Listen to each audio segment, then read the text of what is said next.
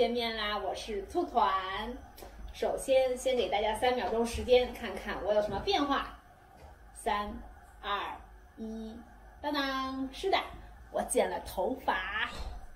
然后现在是齐肩的，然后觉得可能比较容易造型。首先呢，要感谢你点开这一期的视频。上一期呢，我发了一篇在优胜美地3天2夜 cosplay 外景大挑战的事，得到的反响还不错。所以呢，我决定紧接着上一次视频，接着再做一期摄影相关的视频。我发现比起我介绍湾区的吃喝玩乐，大家更喜欢看我讲摄影相关的内容。好的，那么我们赶紧进入正题吧。这次的内容我主要讲的是公开我的相机包。作为一个摄影师呢，这个包里的内容对我来说真的是非常重要。然后之前在 IG 和脸书上问我都会用什么样的器材呢？然后我今天也会因为我包里的内容其实太多了，如果把所有的内容待会儿集中在这个桌面上，你会发现这个包完全装不下。所以呢，我会按照拍摄的场合以及各种不同的天气情况来给大家说一下，我都会每次拍摄往这个包里面装哪些东西，然后带出门。非常重要的事情，在这期视频开始之前，我要先和大家说，这一期的视频完全是跟大家介绍我个人平时会用的一些器材，我自己有的一些器材，所以说所有待会儿大家看到的器材是完全没有广告成分的。一个桌面的钱呀都是，虽然其实待会儿我会一一介绍，其实加起来这些设备并不是值很多钱的那种，只要够用就行了嘛。现在为什么看上去会有3台相机呢？这个是我的战斗机1号 5D Mark II， 然后是我刚开始拍照大概10几年前吧，然后开始用的第一台相机。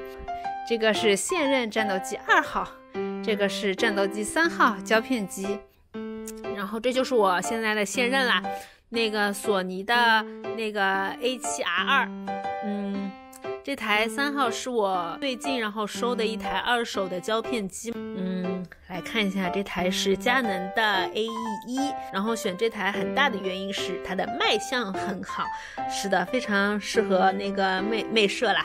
然后是我的镜头的部分，刚开始我拍照的时候最常用的一个镜头是佳能的2470，对，7年只用那一个镜头。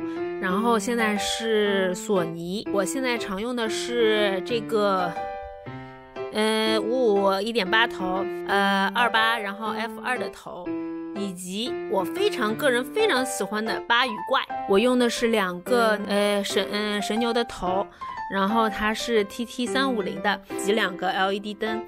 LED 灯的话，主要还是夜晚稍微做一点小小的补光，以及是用来对焦这个样子。然后还有一个是背包自带的一个那个防雨罩。好啦，现在这边就是我所有家当，不是很贵，其实对于一些设备党来说，他们真的非常便宜。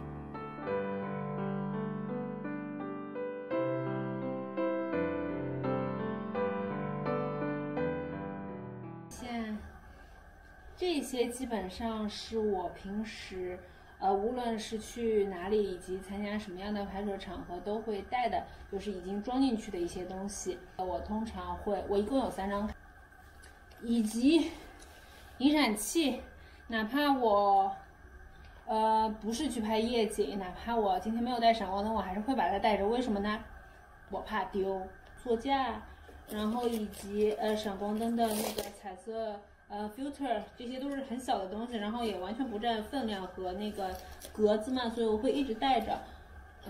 以及装在那个三脚架上的基座，防水防雨的罩子，我都有哪些东西呢？非常神奇，夹子。因为拍照 model 有的时候会经常忘带夹子，然后就很糟糕。发网，备用发网，如果他们没有带发网的话，然后擦镜头的布，我一共有2块电池，然后通常出去外景我会2块电池全都充满，接备用的已经充满电的电池。我的充电宝的连接线，以及一个 iPhone 耳机。好啦，这些就是除了相机和镜头一些拍摄的器材外，我会每次都会带着的东西。首先第一个拍 cos 的话，一定会带一个小广角28，然后 f2， 然后带一个标准镜55 1.8， 然后2块电池，然后2张卡。我先把它放进去。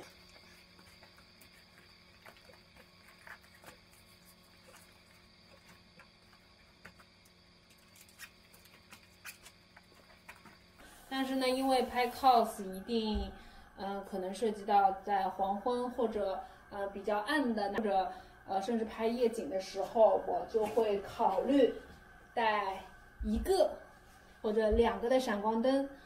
什么时候会带1个闪光灯呢？碰到阴天天气不好，我就会考虑带1个闪光灯，就是用来打一下侧光，让人物的边缘会有一个亮一点的轮廓线，然后让整个画面会有层次。出门的时候会看一下当时我要去的地方的天气情况，如果一整天都是阴天，我一定会带着它。当天不是阴天是大太阳的话，无论有没有斯大夫，我都一定会带上我的反光板。那如果是拍夜景呢，那么我一定会带2个灯，这是第2个灯，及加上那个现在没有电，以及加上一个对焦用的 LED 灯。至少1个三脚架。第2个场景我要讲的是，当我出去拍裸妆，我会带一些什么设备呢？标准镜55 1.8，然后第2个我经常用的就是这个巴语怪。会拥有巴语怪其实为的就是增加不同的画面效果。第3个可有可无28，巴语怪的镜头那个画面效果，我相信大家在我的照片里面应该会经常看到，就是那种焦外有奶油般炫开的效果，那个就是巴语怪的镜头嗨的啦。什么是巴语怪呢？其实它本身就只有这一点，然后下面是转接环，其实很厚。俄国产的仿蔡司的镜头可以说是穷人的福音啊，真是没有办法。大家猜这个我多少钱拿到的呢？40、50刀吧，然后就拍下来了。然后这个转接环可能花了我30几刀，所以说它真的非常便宜。缺点呢就是它是手动对焦，1块电池和2张卡。那么我们现在装进去吧，还是非常空。第3、第4个场合，复写真街拍私房的时候，55 1.8巴语怪。大多数70%的情况下我都会用它。练习的多了嘛，然后我越来越发现能够习惯的去用手动。我的胶片机什么时候用呢？是只有在私房的时候我才会带上它。我一定不会用闪光灯，然后反光板其实我几乎也是不用。其实我会比较追求最真实肉眼视觉看出来的效果。现在可以装包啦。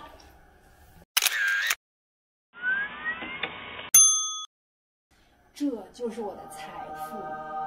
好了，到最后我要跟大家分享一个我惨痛的故事、惨痛的经历。问题来了，叮咚，为什么我会有一样的索尼 A7R2、索尼 A7R2 2个一样的55呢？以及这边有一个1635 ，Where is my 1635？没有看到吧？这边是28。故事是这样的。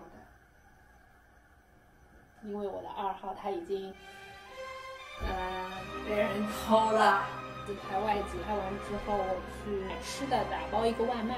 相对当场来说真的不算违，但是错误的是，我在停车之后开了我的那个后车厢，可能15分钟也没有的时间回来，就发现车窗被砸了，真的超恐怖，就完全就定格住了。发生了什么？我现在是不是在做梦？当时我就是一台机身然后一个55，再加一个很贵的1635，非常贵，我只能用很贵来形容。然后，它就这么没有了。因为我每个礼拜都有1、2场拍摄，后2、3天我就立马在网上下了单，所以我就入了一台一模一样的 H2。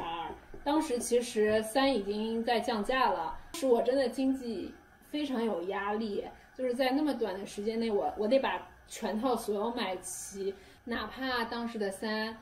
比2没有贵多少，但是我实在无能为力，所以说我还是买了一模一样的2。然后1635我肯定是放弃了，28F2它真的很便宜，值得你拥有，可以试一下哦。就安全第一非常重要，我真的是被砸怕了，这样一砸的话，血汗钱啊，真的很贵，现在我真的非常心疼它。好啦，这次的视频就到这里啦，希望你能喜欢我的分享。还没有订阅的朋友记得订阅哟，以及欢迎点赞分享，以及在评论里留言和我讨论你的心得。